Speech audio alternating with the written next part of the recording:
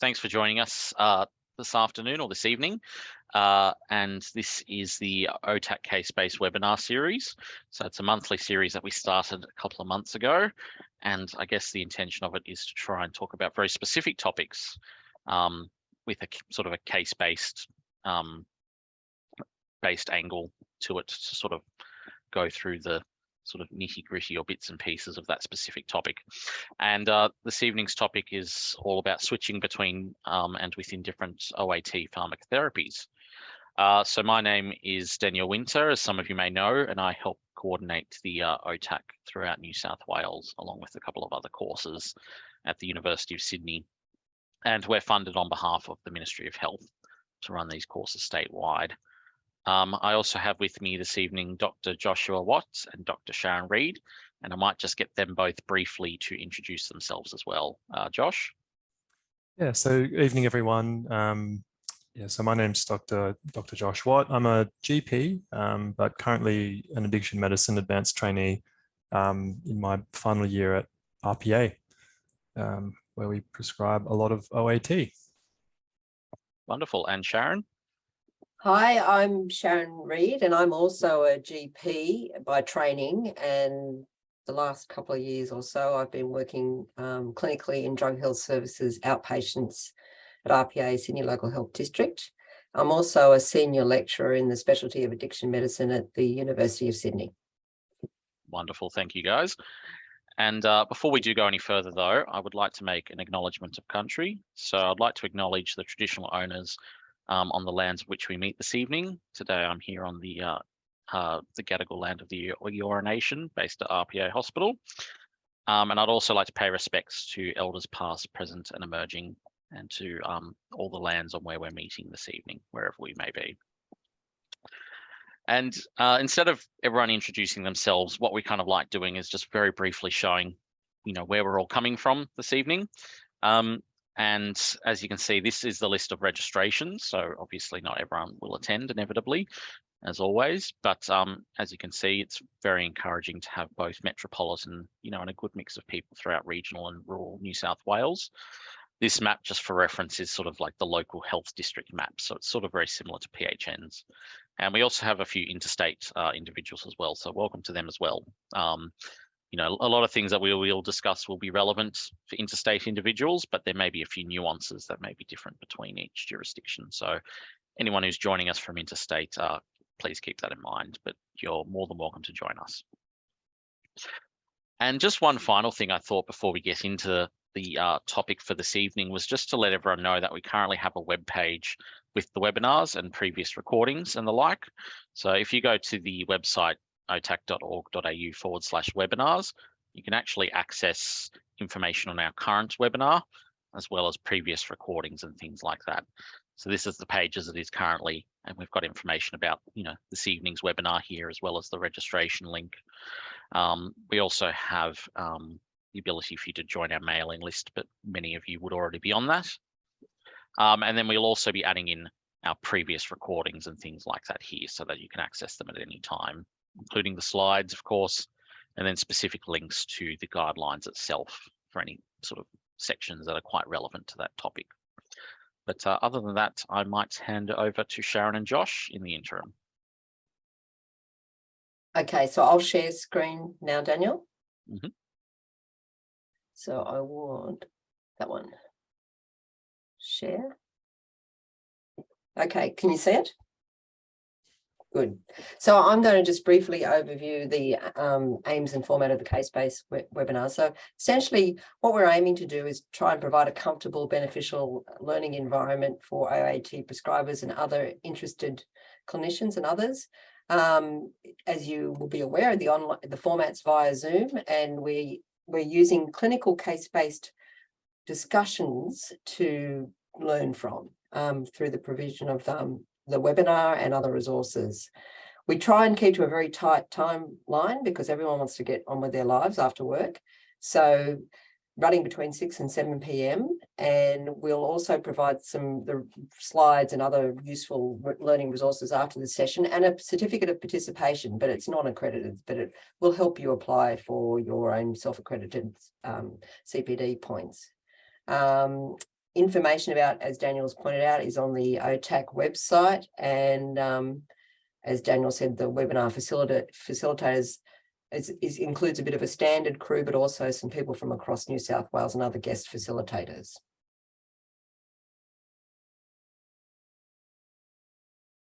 Okay, some housekeeping. Please keep yourself on mute unless you're speaking or asking questions. Put your video on if you are speaking if possible, depending on your internet coverage. Now, the other important thing about this structure is that we have case-based discussion. So you might find it handy to have a pen and paper or an online notepad ready so you can jot down some quick points that you want to discuss. We'd encourage you to ask questions via the chat or raise your hand in Zoom so the facilitator can identify and get you to speak. When you do speak, briefly introduce yourself, but also be aware that the webinar will be recorded.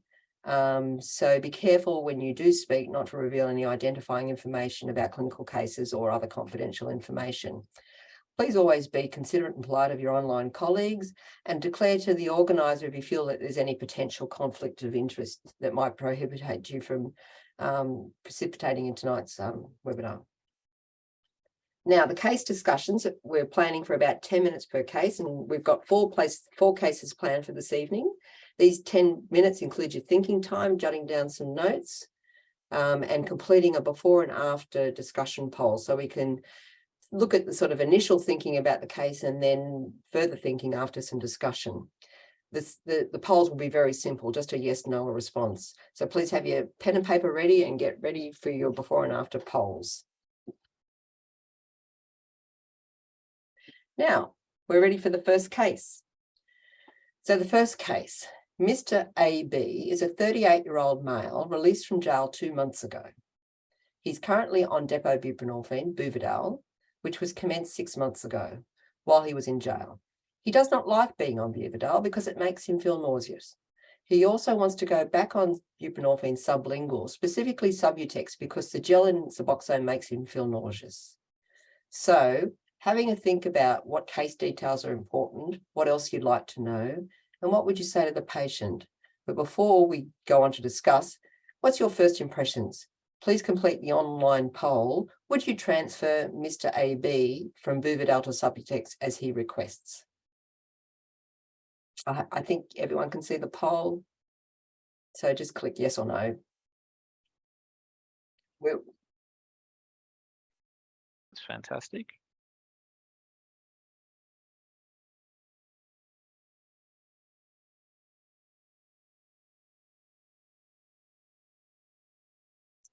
Okay, so that's right. Is it now, Daniel? Yep, might end that there.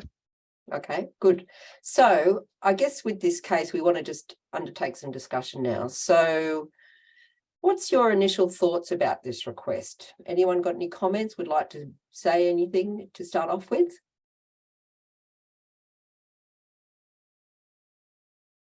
Is there anything in the chat or anything at the moment, Daniel?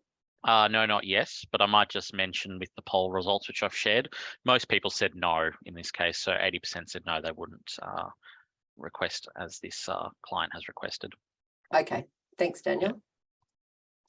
So how would you initially respond to this patient? Say he came into your room, how would you start the conversation with him?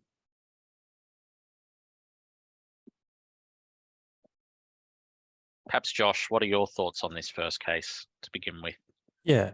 So it's actually quite a common presentation that at least I see, but we do have one question actually. So Tran has asked what was the patient in prison for, relevant if he was selling or diverting Subutex. So I think that that comment sort of speaks to, part of our concern sometimes when someone's specifically requesting Subutex, because it is a medication that potentially is more divertible than Suboxone and definitely more divertible than depot buprenorphine.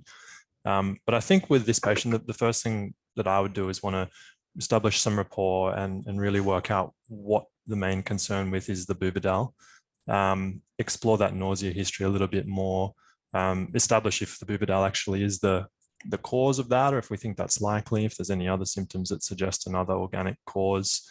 Certainly the incidence of nausea is not necessarily higher with depo-buprenorphine compared to sublingual forms. You have entered a school zone. So I think we want to, I think we just have one, oh, thank you, someone's just muted themselves. We want to explore for this patient, I think if there's been benefits to them from being on Buvidal and prompt them to sort of reflect on that.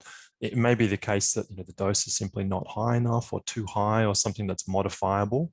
If we're wanting to sort of keep this patient on depo-buprenorphine for, and there are reasons we might like to do that. And then try and gauge, I think, really what this patient wants from sublingual Subutex that they think they're not getting from Buvidal. And in this case, it's been specified that they're concerned about the nausea. If we felt that that was sort of an insurmountable thing after we've done all our sort of due diligence and explored all those other options, then we might need to consider the process of transferring someone to Subutex. I think in most cases, the OAT that a patient will take is better than no OAT at all, but it's really worth having a good conversation prior, especially as we perceive sometimes as clinicians that there are advantages to one form that the patient themselves might not perceive, and it's about sort of trying to work that out between you. Josh? Yeah. I'm going to ask you a question. So if we feel really concerned about this chap's motivations for requesting Subutex, could we refuse to prescribe Subutex?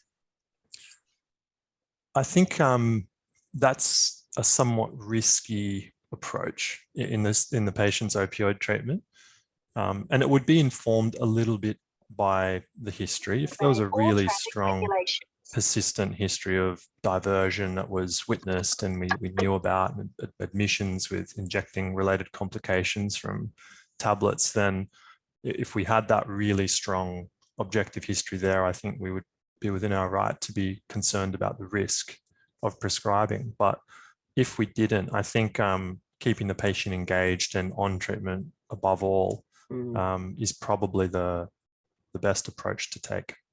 Yeah.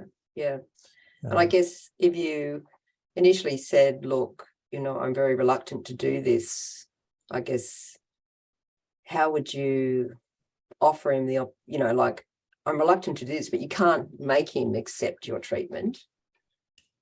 Yeah, that's right. And one of the main reasons that people actually drop out of depo-buprenorphine treatment that's been cited in some observational research is feeling coerced into the treatment. And often that's in the justice health setting when people are commenced on it, because it may be the only option for someone who's incarcerated. So it is about really trying to avoid coercion, but exploring with the patient, I would say, exhausting our sort of our options with it and trying to work out where they're coming from. Yeah. And ultimately, Subutex is a registered treatment for opioid dependence, and it works. It's buprenorphine, but it will most likely require more risk management than depo-buprenorphine would, which is worth highlighting early to the patient in terms of their expectations for treatment. And by risk management, what do you mean? Like, what sort of things would you put in place to reduce the risk of diversion or inappropriate use of the Subutex? Yeah, so if we're taking a look at the OTP, New South Wales OTP guidelines, Subutex is treated similarly to methadone in terms of a risk assessment and a process for providing takeaways. And that typically would be you'd want someone to dose daily for a period, especially when you're getting to know them, especially in a high-risk patient who's recently released from jail. And we know that population in particular is at high risk of overdose. To observe for engagement. We may want to assess for concomitant substance use, psychiatric risks, perhaps request a few urine drug samples. And then we could move through the process of, as you would with methadone, deciding if someone's eligible or you think they're suitable for takeaways. And I would apply those same principles. Yeah. Okay, well, we're on a tight schedule here. So has anyone in the audience got any questions, or if you think of something later, please put it in the chat and we come back to it.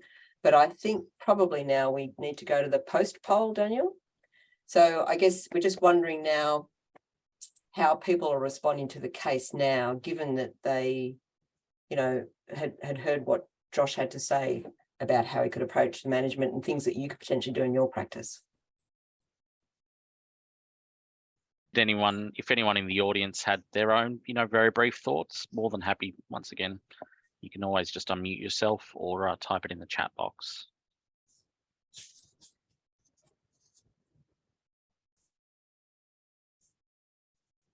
And there's no right or wrong answers really. So, you know, we're always open to discussion here. And it looks like most people have answered the poll. So I'll just quickly end that.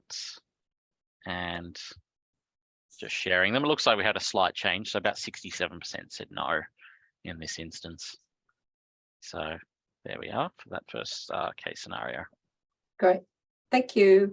So we should move to the second case. Trying to make it move. Hold on. Oh, is that it? Oh, that's a resource. That's just a resource based on the depot buprenorphine guidelines and some Buvidal product information that might be helpful in transferring between Buvidal doses. Have I skipped slides? I don't think so. Case 2. Okay, so case 2. Mr. KW is a 29-year-old male with an opioid use disorder treated with methadone oral syrup, 70 milligrams in 14 mils. He wants to transfer to depot buprenorphine Buvidal because he has heard on the street how good it is and how it makes you forget about using. So, first poll, would you transfer Mr. KW from methadone to Buvidal as he requests?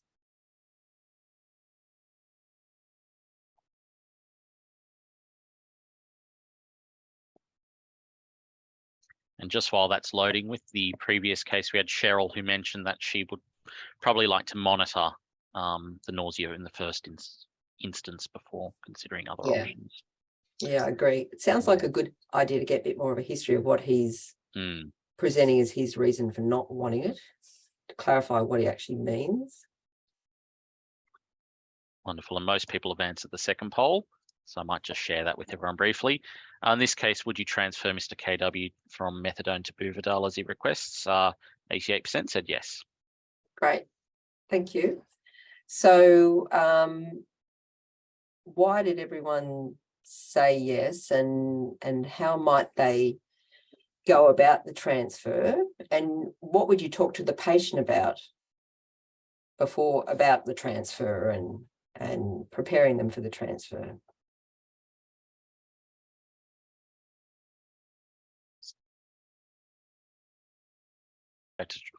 Prior to transferring to Buvidal? Yeah. Yep. So Cheryl? Yeah. Right on point. And yes. And Ben's talking about microdose across from 70 if possible. Ah.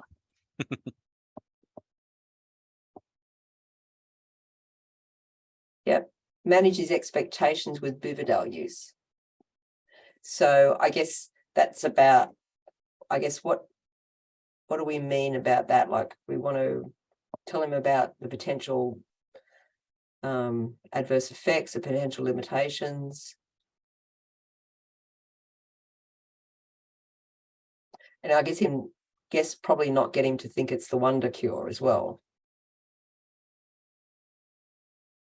And Cheryl's saying that Buvidal allows more freedom from the methadone, which is, Josh has been involved in some microdose transfer work and also around dosing a lot of Buvidal patients in the clinic. What's your feedback, Josh, about their interpretation of the freedoms? Yeah, definitely. That's sort of the number one benefit that people seem to cite. Freedom to work, have less interference in their life. So in general, I'm always in favor of transferring someone if they propose it, especially. Catherine, her quite a good point. Some people like going to the chemist every day to dose methadone, absolutely. And some people also prefer methadone because it's a full agonist, it's more sedating, and they prefer that type of effect than what they'll get from buprenorphine. So it's not for everyone, but if someone is expressing a desire to transfer to buprenorphine from methadone, and especially if they're citing reasons like I want to, be able to work, or I'm sick of attending regularly, then I think it's definitely worthwhile giving it a go. So I think most people had sort of said that they would do it. I guess the question is then, how do we do it? And what do we need to think about in doing it? And so Ben had pointed out one way, which was microdosing. A few other people had pointed out reducing the dose, both the correct ways to do it. There is a third way, which would be an admission to a hospital for a higher dose transfer, just by withholding the methadone for however many days it takes to go into withdrawal. So it's probably about exploring the options that are available to you locally, and what the services can offer. The microdosing approach is relatively new in Australia and being researched, but does seem to be quite successful, in that we introduced really small doses of buprenorphine while maintaining someone on a high dose of methadone. So that's typically 0.2 milligrams BD on the first day, and then 0.4 BD, and then escalate the dose up and bring the methadone dose down sort of days 5 through to 7 until it stops.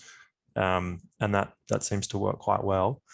But obviously the main principle is the one of precipitated withdrawal, and that's the risk with anyone swapping from any full agonist opioid onto buprenorphine, is it's a partial agonist with extremely high affinity and will displace other opioids quite effectively from the receptor, but result in less effect at the receptor, which the body will interpret as withdrawal if someone had a decent serum level of another opioid on board at the time. So in all of those approaches, that's the sort of key consideration, and counseling the patient about that possibility and risk is really crucial. And so transferring someone to Buvidal is no different, really, except we need to get them onto the sublingual form first. And typically we would do that by reducing to perhaps around 30 milligrams, omitting a dose, and then starting with the buprenorphine the day after, typically when someone was showing some objective signs of opioid withdrawal, the sweating, bit of tremor, bit of pupillary dilation. Could I just interrupt, Josh? So do you recommend the use of opioid withdrawal scales, or can they be a bit of a guide for objectively assessing withdrawal? Definitely, yeah. So I would use the cows over the sows. So the cows being the objective opioid withdrawal scale, which incorporates more sort of physical signs. People can have quite high levels of subjective withdrawal, but not really show any physiological features of withdrawal, and then can precipitate. And sometimes they say a COWS of 7 or greater with some level of pupillary dilation is a reasonable starting point. Typically, though, if you're going from 30 milligrams and omitting a day, then you usually don't run into trouble. The guidelines would say you should probably stabilize on sublingual Suboxone for a couple of weeks prior to giving the first injection as well. What about, that's good. Thanks, Daniel, for putting up a copy of the cows on the chat. And what about, how would it be different if this chap was dependent on heroin? So that's a really common scenario as well. We do a lot of direct inductions from heroin onto depot buprenorphine. The guidelines do allow for that. And they'd suggest you should counsel someone to wait, maybe 12 hours after using.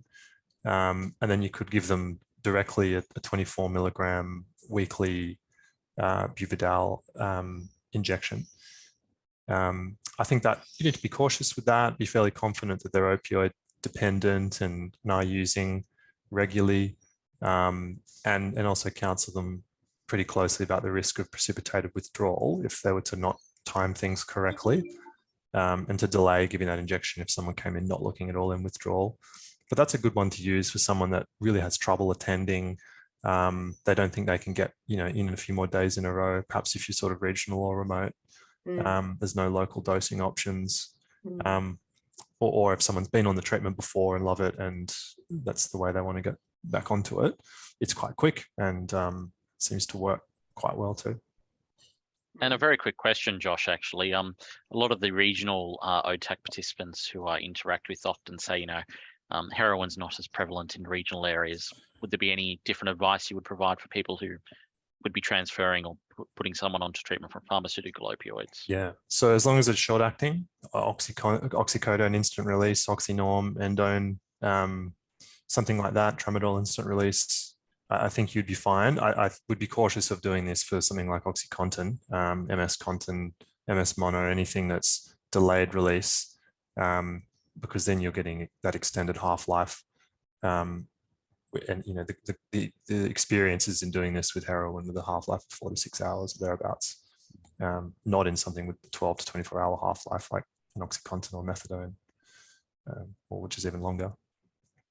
So in the inpatient setting, have you seen this managed? Would they transfer to a shorter acting opioid first? Sometimes that might be a way to swap onto Suboxone. You could stabilize on MS Contin, OxyContin first, swap onto short acting morphine for a couple of days, allow the long acting to wash out, and then you've got really tight control over when you stop that last instant release dose, which might be 10 p.m. the night before, and then get started in the morning. That's good. Thank you very much. So any other questions or comments from the audience about this case? Have we done? Poll? Yeah, I'll launch the poll, see if anyone's changed their mind. But if anyone's got any comments, thoughts, once again, more than welcome to write in the chat feature, or you're more than welcome to unmute yourself.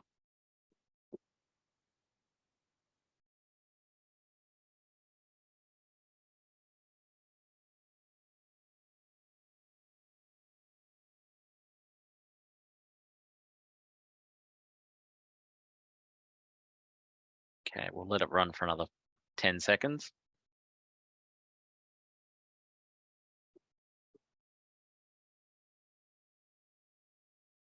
Okay, we'll leave it there perhaps.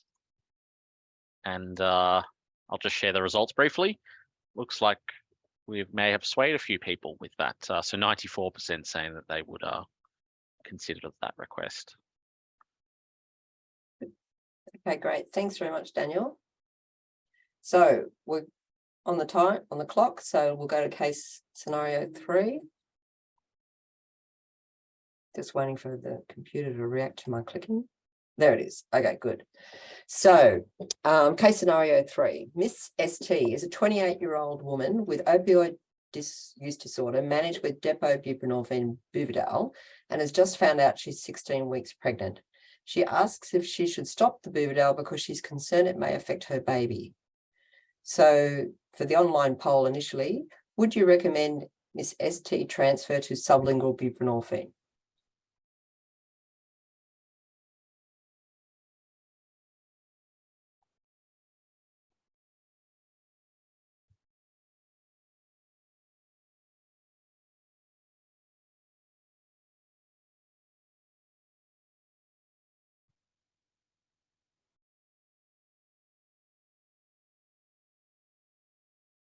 Okay, I think we've had most people answer that one. In this case, Sharon and Josh, we had 80% say no to that question. So I guess the question is, why would people say no and why would people say yes? So for this woman, what's particularly important about the case, and how would you react to her concern? How would you inform her? Any comments in the chat? Okay, so it would be better to remain on Buvidal if that was keeping her opioid use disorder stable. And Cheryl's saying Buvidal in pregnancy. Is that what you're worried whether that's an issue? Yeah. Okay. We'll get to that shortly. Cheryl, any other comments? She's going to have so much on her plate with antenatal care that going to sublingual would be a pain. Yep. Very good point. Any other questions there? Neonatal opioid withdrawal is very treatable. Yep. Some very interesting points there, Yeah. which we will definitely unpack. So, Josh, have you got any comments or thoughts about this case? I do. Did you have anything you wanted to add first? Because I know you've done a lot in this area too. Yeah, I guess for me, I'd probably would start by asking this woman, you know, what her concerns were, what she's worried about with the Buvidal and the pregnancy, what she understands, what she's heard about Buvidal in pregnancy, trying to clarify her concerns so that we can address them adequately in a discussion.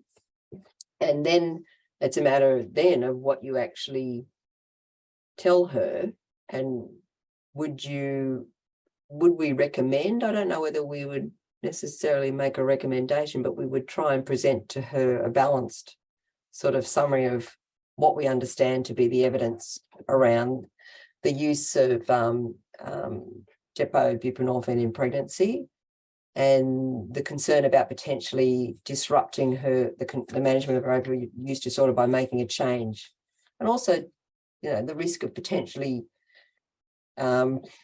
causing some disruption in early pregnancy, potentially precipitating, miscarriage or some sort of pregnancy stress. In the chat, Emily's saying, I had a lady where Buvidal was being blamed for extended NAS, though I think the fact that the infant had sepsis as well was complicated NAS storing. Is there any slower washout in an infant than, is there any slower washout of Buvidal in an infant than sublingual? That's a good point. It's a very good question. And I don't know if there's been any specific research on that, but I'd suspect not. The depot affects in the mother. So the baby will have a serum level, but that should decay at the same rate that a baby that has a serum level from a sublingual form would, assuming there's no other metabolic effects. And I definitely would agree that if this infant was sepsis, that's going to be for sure complicating the NAS scoring. Some non-specific signs in there. Yeah. I think the evidence is a bit uncertain, isn't it, really? And I think because I think on one of the slides we've got later, some product information or somewhere I saw it, they basically say that it can be associated with a prolonged neonatal withdrawal. But what's the strength of evidence for that at this stage is unclear. And I think the key point which we probably have is that it was contraindicated in pregnancy until April of last year, when it no longer was. So once Buvidal 160 came out, pregnancy was removed as a contraindication. So, you know, it's treated in the same way in terms of category as category C that sublingual forms are. So I think all of those points that were raised at the top in particular about what's keeping the patient stable, what's going to be the effect of transitioning to sublingual are really important to consider.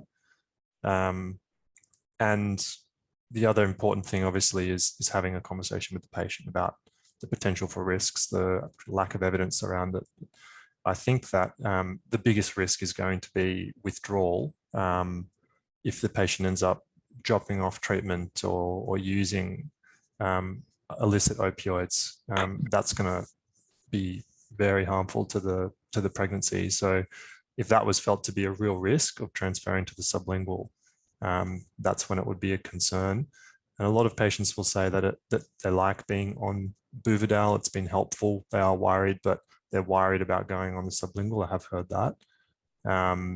And although they just don't want to go back to dosing regularly.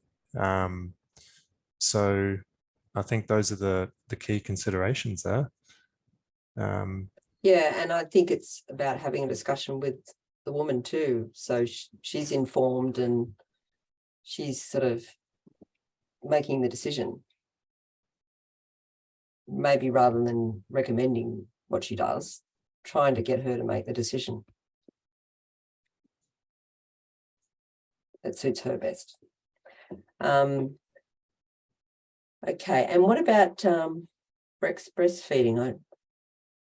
I haven't heard any concern about that so much, but Joyce has put up here that she's got a good info sheet that she regularly steals from the Royal Women's Hospital. So please feel free to share that, Joyce, if you like.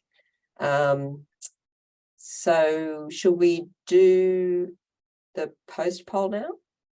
Yep, definitely. There we are. So just fill out the next one. Let us know if your decision would have changed or not.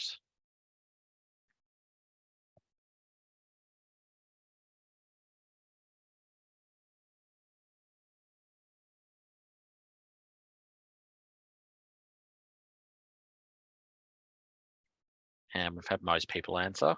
94% saying no in this case. So that went from 81 no to 90 for in this case.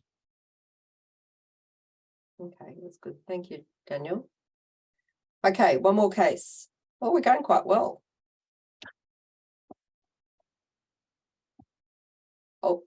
Oh yeah, this is just a summary. This slide is just, you'll get a copy of this. It's just a summary of, what we were saying then and what's in the product information around depo-buprenorphine and its current rating as pregnancy category C.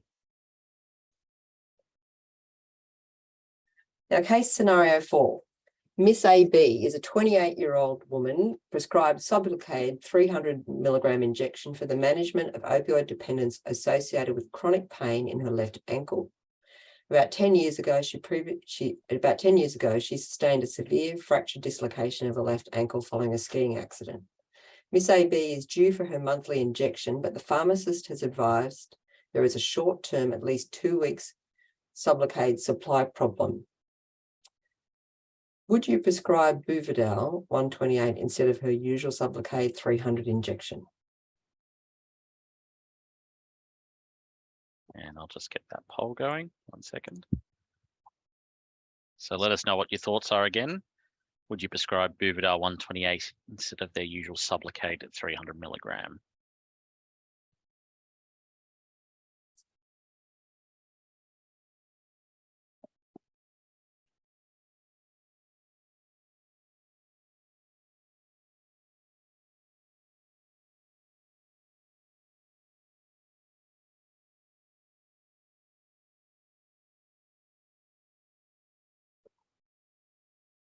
So how's that looking, Daniel? Yep.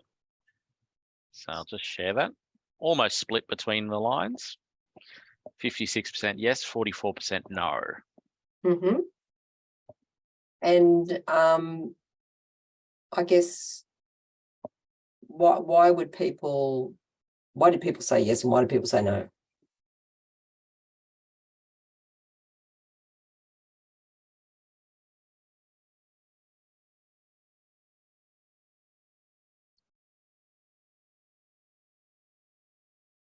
What do you think, Josh? Someone in the chat suggesting maybe 160 instead. Yeah. So that's some thoughts. So this is a not terribly uncommon scenario as well, and that's a good one, I guess, to think about before we put someone on a drug. Is what do we do if it suddenly runs out? Cheryl's noted that they could be comparable doses. Did not advocate interchanging. Yeah, so essentially we're looking to not disrupt this patient as much as possible, and we want them to continue on treatment in whatever way we can. So there are a few options, I think, in this case. The guidelines don't suggest that you shouldn't really be sort of chopping and changing between the two depo-buprenorphine forms on a sort of ad hoc or willy-nilly basis. And that's because they're not, they're not technically dose equivalent. That sort of work hasn't been done, though obviously pharmacokinetically there are going to be similarities in average serum concentration between some of the formulations. So they do vary quite a lot in terms of peak concentration. So there's other effects that can happen. In particular, the Buvidal 160's got a very high peak effect, so higher than the Sublocade 300, but probably has a lower serum average max over time. So those are the sorts of things to think about. But I think if you have a look through the guidelines at length, in a situation where you had a product supply or a shortage like this, you could consider giving a Buvidal 128 in place of a Sublocade 300. And it's really here that the advantage of these drugs in that they're incredibly long half-life comes into play. And then I'm suspecting clinically, you're probably not going to notice much really. People can have detectable buprenorphine for 160 days, opioid naive study after a 128 milligrams. So you have really long half-lives and really long periods. So I would think that you're probably not going to get too much of an alteration in someone's clinical status by giving them 128 injection and then getting back on treatment after that. Though it's possible that the serum level could drop. And so you might want to counsel the patient about that possibility. And in that case, you might need to think about, either they just tough it out if it's not too serious, or think about whether you need to use top-ups or other techniques to do it. The other option here might be potentially, if you wanted to convert someone from Sublocade to sublingual buprenorphine, you might put them directly on a 32 milligram if you're just looking for a dose equivalent swap. And then you could just use that for a couple of weeks until you get the Sublocade back in, if they really didn't want to try the other injection. I suspect they're probably used to coming in once a month and they like that, and they're probably going to strongly preference something that's as least of an interruption as possible. Yeah, that's a good point. They've got used to that lifestyle to change back. So any questions or experience with this in the group, in the audience?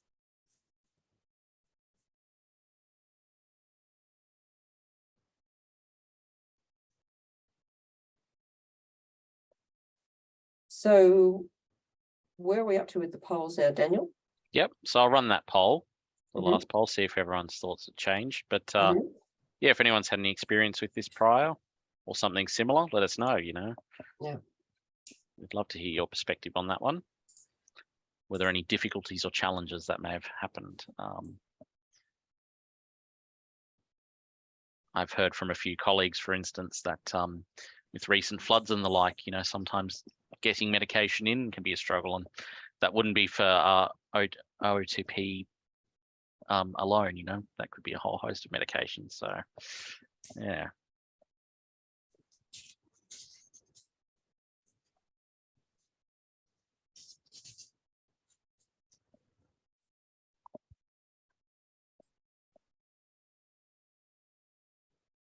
So how's that looking?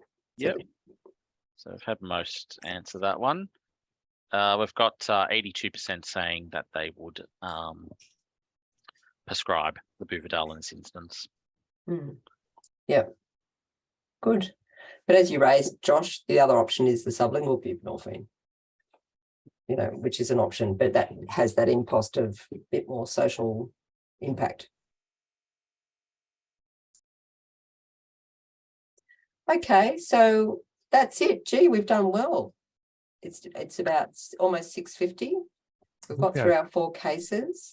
Is there one more slide which might have the just a bit more about transferring? Yeah. I'm just trying to, there it is. So that just sort of tries to summarize the transfer both ways. Yeah, I think that point on the right, so transferring from Sublocade. So typically everyone who starts on Sublocade gets those 2 loading doses first, and then you decide whether or not you want to keep them on 300 or drop to 100. But obviously, if you're already stable on Buvidal, you shouldn't need loading. You should have a really solid level. So yeah, you wouldn't be doing that out of necessity, and you would just trial them on 100 first, and then decide if you need to increase up to 300.